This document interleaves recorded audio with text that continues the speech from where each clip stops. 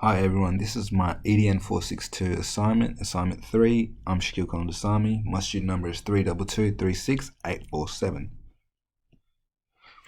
Mathematical Provocations and Framework. My student is currently attending Wilton Primary. It was quite clear after delivering the previous activities that my student needed an extension on measurement. In the past assignment, I created 3 learning provocations that were designed specifically for a Year 1 student. I tested the student in measurement, geometry, and number pattern. I needed to adapt my activities to the measurement provocations to ensure the child has a clear understanding of several measurement concepts, such as informal measurement, measurement language terms, ordering objects, and the student recognizes the different measurement attributes. The focus area for the new activities created are length, attributes, and measuring. I incorporated play-based learning to this learning framework as it is engaging for students while informal learning is occurring with the combination of fun. It connects learning to real-life experiences and allows for development of social communication and gross motor skills to develop. Activity 1 involved measuring, comparing, and ordering lengths with the use of informal units, e.g. hands, feet, fingers, objects, and string. The student will be allowed to use their favorite toys. They will have to measure with informal units, but preferably dolls or sporting figures. I made sure that within activities 1, 2, and 3, it links to the SCARSA curriculum. And you will note that within each activity, it will link back.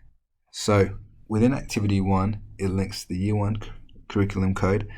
Measure and compare the different lengths and capacities of pairs of objects using informal units. In the curriculum code, it's stated. The elaborations that compare lengths using hand span, finger lengths, or a piece of string, comparing areas using objects, the palm of the hand or a stone, comparing capacities with the use of a variety of containers. Year 2 SCARSA curriculum code, which is also found within some of these within activity 2 and 3, compare and order several shapes, objects based on length, volume, area, and capacity using appropriate informal units. When I looked at the first steps measurement book, it was clear that key understandings 3 and 4 were linked to the activities, and key understanding 3 states to measure something means to how much of a particular attribute it has. We measure by choosing a unit and working out how many of the unit it takes to match the thing. So for an example, if the doll is 3 steps, then you know that the doll takes 3 steps to measure, and then doll 2 could be 2 steps. Key understanding 4, the instrument we choose to represent our unit should relate well to the attribute to be measured and easy to repeat. Activity 3, making a variety of objects with different attributes. The student will be given Play-Doh to create different widths, lengths, sizes, and attributes. Specifically, I'll ask the student to make a variety of snakes in different shapes and sizes. When I looked at the first step measurement, it's clear that the emergent map of development phase, it's stated. So the learning within this activity is connected to the first steps of measurement. This may distinguish 2 different attributes, height and weight. The student may not understand that there are two attributes that may lead to the different size or order for a collection. This will lead to the student expecting the order of the height and weight to be the same. Key understandings 2, next to this activity as well, there are special words and phrases that help us to describe and compare quantities. I'll be looking for key phrases such as long, short, wide, tall, etc. Key understanding 3, to measure something means to say how much of a particular attribute it has. We measure by choosing a unit and working out how many of the unit it takes to match the thing or item within this example. Mathematical 3, focus, organizing and ordering objects in several different orders and comparing attributes. First step, measurement, comparing and matching map of development phase. Again, this was derived from the first steps book. While knowing the object orders by different attributes which may lead to different orders, it may still be influenced by the more dominant features, e.g. students may believe the tallest cup will hold the most amount of water. Again, with the first steps book, emergent map of development phase, students may distinguish the difference between both attributes such as tallness and weight, but may not comprehend the 2 different attributes may lead to different orders. Students may expect the order for weight and height to be the same. This links to the key understanding 3, again from the first steps book. To measure something means to say how much of a particular attribute it has. We measure by choosing a unit and working out how many of the unit it takes to match the thing. So for activity 1, how would you have made the learning experience playful and challenging? Well, I would have made it play-based learning. I would have engaged the student by asking them what their favorite toys are, then incorporating mathematical learning by asking the student to find out the measurements of the toy chosen with the use of a body part or objects. The challenge was the student may not be familiar with using body parts or objects or string to measure the toy selected. The way you played, interacted, and provoked mathematical learning with your focus questions. I would question the student and say, I wonder how long each of the dolls are. This will prompt learning, and the child will look at each doll and respond by, they're pretty big. I would continue to prompt the student to the mathematical focus by asking, how can we measure the dolls without measuring tape and a ruler? The child will respond, I can use my hand or feet. I will then explicitly explain that this form of measuring is known as informal measurements. My student then started to measure the dolls with their hands. I further asked, how big is the second doll?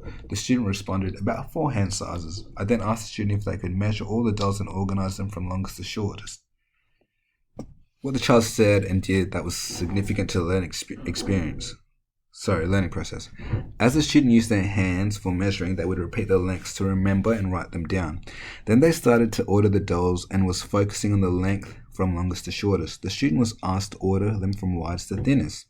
They continued to order dolls from widest to thinnest. The student was able to recognize the difference, and it contributed to their learning process. It was evident the learning process was ingraining in, as the student was detailing the different lengths, widths, and sizes of each doll when sorting them in the correct order. This made it clear to myself that the learning was occurring whilst the child was writing down their measurement to ensure the measuring was correct. Reflecting on the activity, describe something that could have occurred to make it better. If I was to repeat that activity, I would have provided the student with string, as it allows for greater focus for the activity. These are the dolls used for the activity 1. Activity 2, describe the provocation and the context. Play-based learning would occur again. I would engage the student by organizing a variety of different colored Play-Doh into ball shapes at the dining table. The activity will involve the student creating different snake-sized shapes with Play-Doh and creating a variety of snake-shaped Play-Doh toys. How would you make the learning experience playful and challenging? The learning experience created will be playful interaction, where the student will be able to choose the desired color of Play-Doh, colors they like to use. They will have to describe their process of manipulating the created snakes. This will be an enjoyable and playful process, as the students tend to enjoy using Play-Doh, thus causing engagement. It will be a challenging experience that the teacher will have to ask the student to make many different snakes as possible. Students' answers may vary, but it can be challenging for some, as they may struggle to create ideas or run out of ideas quickly. This was particularly hard for my student, as they struggled with describing the given attributes to each snake toy. B, the way you played, interacted, and provoked mathematical learning to your focus questions. While the student is creating the snakes, it is important to ask, how is one snake different from the other? Allow for wait time to occur, and as the student responds, create a conversation about the different attribute. This will reinforce the mathematical terms such as thin, short, wide, skinny, smooth. C, what the child said and did that was significant to the learning process. The student and their snakes were being created, and the student stated that this is the short size, middle size, tall, smooth snake, and little thick snake. The student was pointing to each snake as they explained their creation. I then asked the student to organize them, and they were able to order them depending on the different attributes, e.g. shortest to tallest, tallest to shortest, and then widest to skinniest. This demonstration allowed me to recognize the student was able to identify the different attributes, and this was an extension in comparison to assignment 2. D, reflection. If I was to repeat this activity, I would have created the same example Play-Doh snakes and some label for each attribute that I'd like the students to organize them in. 2. So this is the Play-Doh. I also had pop sticks in case the student was really struggling, but yeah. Activity 3. Activity 3. Describe the provocation and the context. Play-based learning. I'll engage the student by asking them to select some of their favourite toys, e.g. racing car, basketball, R2-D2 and crane toy. The importance of this is that each toy has different attributes. So, how would you have made the learning experience playful and challenging? Playful. The toys selected are the student's favourite, and it's important for the teacher to encourage the students to focus on the mathematical concepts when completing this activity. Challenging. The student will be using a variety of different sized toys to fit the specific categories. This will be challenging for the student, as in the previous assignment, they struggled with ordering different sized objects in multiple ways. The way you played and interacted and provoked mathematical learning, your focus questions. The focus questions that will be posed to the student will include: can you group all the long objects together and order them from longest to shortest? The student will be able to order them from longest to shortest, but when questioned, what happens when you view the objects differently? The student struggled. I had to reword the question and ask, if we looked at the width of the different sized objects, would the order change? Then it was clear that the student had changed their thinking, and he ordered from the objects from length to width. What the child said and did that was significant to the learning process. The student was able to order things differently in terms of their attributes and briefly compared each toy to the others. The student explained, I put things in order from skinniest to widest when discussing ordering width to prove their understanding. This showed myself the student's understanding of ordering attributes. And when I asked the student to order toys from longest to shortest, they were able to identify the different attributes regardless of the shapes not being the same. This was a positive outcome and a major improvement from assignment 2, as the student was unable to recognize the different attributes and place them in the correct order when asked them. D. When reflecting on this activity, I would have provided the toys and allowing the child to use their favorite toys, because the child would be focusing on play. So these were the toys the students used. Where to from here? The effectiveness of the learning experiences. I felt the learning experience, if carried out, would have been effective as the student learned to order the objects. There are a variety of different orders when objects are compared to different attributes. The student was able to do this. The student also learning about informal measurement, e.g. using feet, hand span, and the student was successful within doing this. The student was able to show knowledge with making and ordering objects based on the different attributes. What the child needs to learn next: mass capacity attributes, as we were focusing on length attributes, arranging and ordering objects whilst considering their mass capacity or weight, as I didn't provide these in my activities, and measuring specific amounts, e.g. measuring ingredients. Now, due to COVID-19, things have been really different. So if I was to create my learning experiences through an online classroom, I would use the provider Zoom. As Zoom allows for the teacher to share their questions provided to the students, the teacher will be able to talk while the students are on mute, but if the students are struggling, they can click on the button to raise their hand and unmute themselves to ask a question.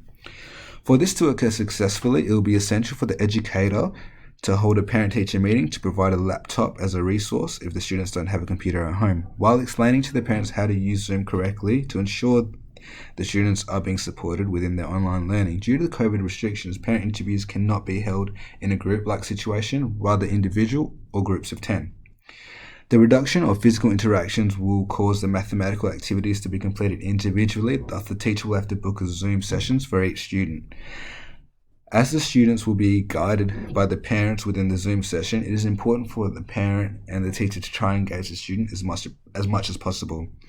The activities will have to be adjusted, as there will be a limited range of mathematical materials and resources.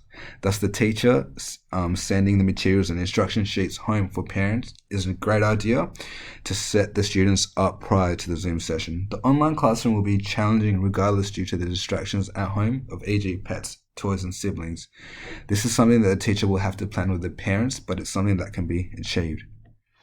Thank you for listening to my EDN 462 assignment. Apologies for not being able to see my face, as my trial had run out with Screen-O-Matic. Thank you. Bye.